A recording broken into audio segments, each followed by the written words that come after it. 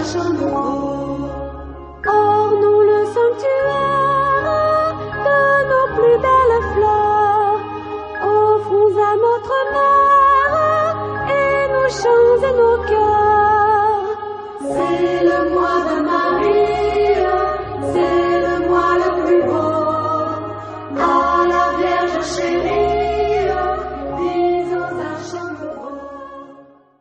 Chers amis de la chaîne YouTube de l'Archidiocèse de Parakou, bonsoir et bienvenue dans cette nouvelle émission. Dans cette nouvelle émission, nous allons parler du mois d'octobre, un mois dédié au rosaire et un mois dédié à la Vierge Marie. Aujourd'hui, je reçois pour vous, pour cette émission, le Père Fortuné Gonzalo, le curé de la cathédrale Saint-Pierre et Paul de Parakou, mon Père Ave Maria. Ave Maria.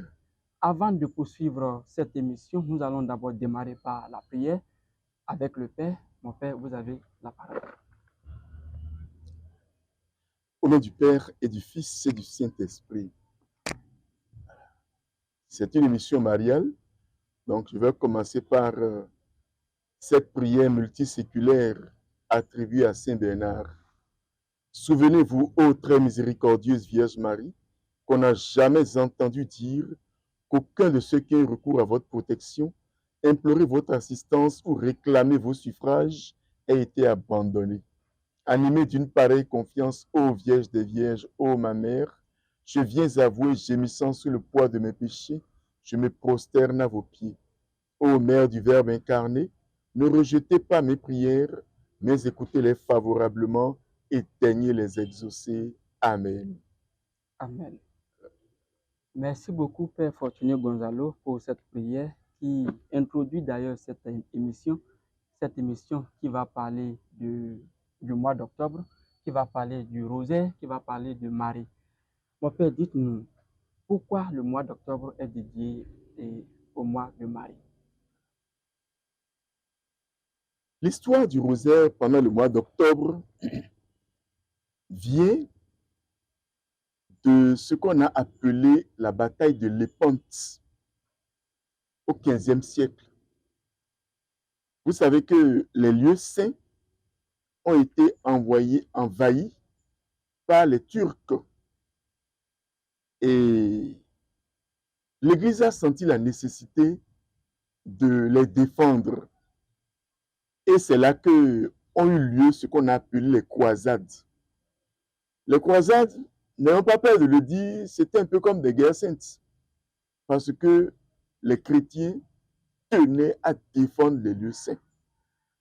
Donc, il y a eu une bataille à Lépante au XVe siècle.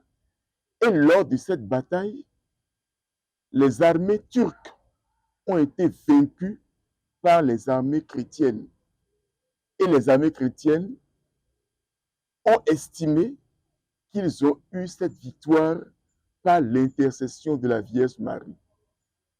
Et c'était un 7 octobre. Et c'est de là qu'est née la réalité du mois de rosaire, qu'on célèbre chaque année pendant le mois d'octobre. Merci beaucoup, mon Père, pour cette historique du mois de rosaire. Chers amis de la chaîne YouTube, j'espère que vous avez bien compris pourquoi le mois d'octobre est dédié au mois du rosaire. Vous l'avez bien compris, comme moi d'ailleurs. Mon Père, dites-nous, quelles sont les prières que nous pouvons faire au cours de ce mois du rosaire? Le mois d'octobre étant le mois du rosaire, la prière qui, de fait, s'impose, c'est le rosaire. C'est le rosaire.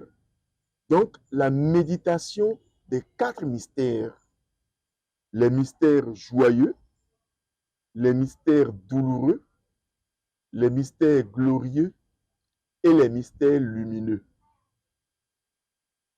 C'est ce qui s'impose, le rosaire. Mais il peut arriver qu'on n'ait pas le temps de dire tout le rosaire. Mais à défaut de pouvoir dire tout le rosaire, on peut dire au moins le chapelet.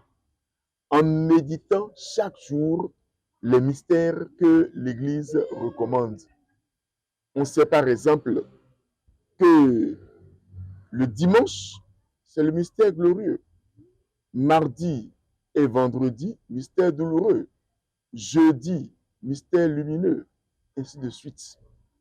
Donc, c'est ce qui est demandé, la méditation du rosaire ou la méditation du chapelet. Donc, chacun s'organise et essaie de faire selon sa disponibilité, selon le temps dont il dispose. Merci beaucoup, mon père. Et nous poursuivons toujours cette émission qui parle du rosaire. Et mon père, dites-nous, ce mois aussi est dédié à Marie. Pourquoi le mois d'octobre est dédié à la Vierge Marie? Au fait, c'est ce que j'avais expliqué tout à l'heure. La victoire de Lépante a eu lieu un 7 octobre.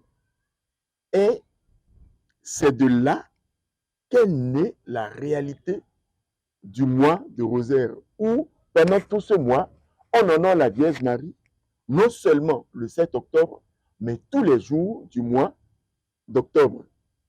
C'est vrai, le 7 octobre, c'est le jour où on célèbre la fête de Notre-Dame du Rosaire. Hein, voilà. Mais tous les jours du mois d'octobre, on rend hommage à la Vierge Marie, même si le 7 octobre, on la célèbre d'une manière toute particulière. Merci beaucoup, mon père, pour ces différentes clarifications. Voilà. Dites-nous, quels sont les fruits que nous recevons, les grâces que nous recevons tout au long de ce mois d'octobre? Je vous remercie. Le rosaire n'est pas une fin en soi. En réalité, lorsque nous méditons les mystères du chapelet, comme l'a dit le Saint-Pape Jean-Paul II, nous contemplons la vie de Jésus avec la Vierge Marie. Donc, en réalité, ce n'est pas une prière d'adoration à la Vierge Marie, mais nous contemplons les divers mystères, les divers moments de la vie de Jésus en présence de la Vierge Marie. Et lorsque vous prenez les mystères du rosaire, en réalité, c'est des mystères de la vie du Christ. Mais la Vierge Marie a eu un rôle dans la vie du Christ. Donc le rosaire n'est pas une prière qui est d'abord centrée sur Marie, mais c'est d'abord centré sur le Christ Jésus. Voilà. Et donc, avec la Vierge Marie, nous contemplons la vie du Christ. Et bien entendu, si nous contemplons la vie du Christ, cela veut dire qu'il y a des grâces qui en découlent. Des grâces que le Christ donne. Des grâces que Dieu a données déjà à la Vierge Marie. Parmi ces grâces, il y a d'abord la grâce de la foi. Marie a cru et c'est son plus grand mérite. Il y a la grâce de l'humilité. Marie a été une femme très humble et cela se voit dans le Magnificat. Il y a la grâce du service.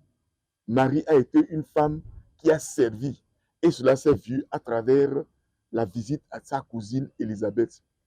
Il y a en réalité plein de grâces, mais voilà les trois que je peux résumer parmi les grâces que nous pourrions demander et avoir pendant le mois du rosaire. Donc, la foi, l'humilité et le service. Merci beaucoup, mon père. Et nous tendons progressivement vers la fin de cette émission dans laquelle nous parlons du rosaire et du mois de Marie. Mon père, un conseil à l'endroit des chrétiens catholiques pour mieux vivre ce mois de rosaire. Ce que je demanderais d'abord, c'est que, comme vous l'avez constaté, sur toutes les paroisses, quelque chose est organisé. C'est vrai, c'est à des heures diverses et variées. À la cathédrale, par exemple, le chapelet a lieu tous les jours à 12h30. Et ça ne dure pas. Ça peut être 30 minutes. Parce que le milieu du jour, ce n'est pas nécessairement un milieu favorable à la prière, mais 30 minutes. Il y a des paroles sur lesquelles c'est le matin. Il y a des paroles sur lesquelles c'est le soir.